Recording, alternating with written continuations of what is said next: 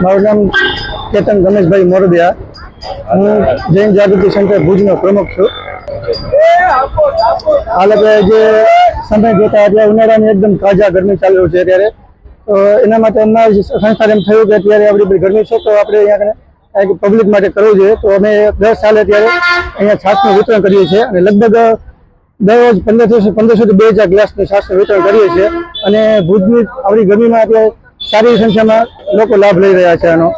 મેં લગભગ 2 વર્ષથી છાશનું વિતરણ કરીએ છીએ. મેં જૈન જાગૃતિ સેન્ટ્રલ બેડ ચેરિટેબલ ટ્રસ્ટના સહયોગથી અહીંયા ભુજમાં અત્યારે દર સાલે છાશનું વિતરણ કરીએ છીએ અને લગભગ દર સાલે 30 દિવસ સુધી કન્ટિન્યુ છાશનું વિતરણ ચાલુ રાખીએ છીએ. સવારે કેટલા વાગ્યાથી કરો? સવારે લગભગ અમે 10 વાગે અહીંયાથી ચાલુ કરીએ છીએ અને 2 વાગ્યા સુધી અહીંયા કન્ટિન્યુ છાશનું વિતરણ ચાલુ હોય છે. લગભગ રોજના 1500 થી 1800 ગ્લાસ ઓછામાં ઓછા નીકળી જાય છે.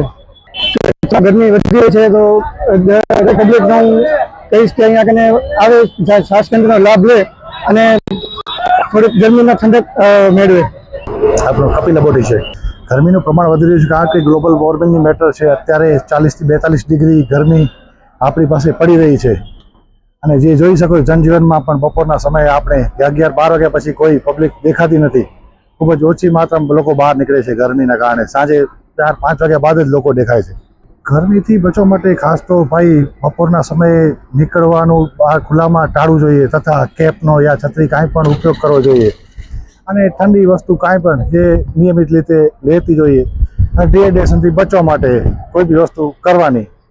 હવે અત્યારે એવું છે ભાઈ કે કન્ટિન્યુ પર યર્સ ટેમ્પરેચર અપ જવાનું છે ગ્લોબલ વોર્મિંગના કારણે. આપણે કચ્છના મધ્ય ભાગમાં ભુજમાં છીએ અને કચ્છ બી ઓલ ઓવર આમ જોવા જઈએ તો રણક વિસ્તાર છે.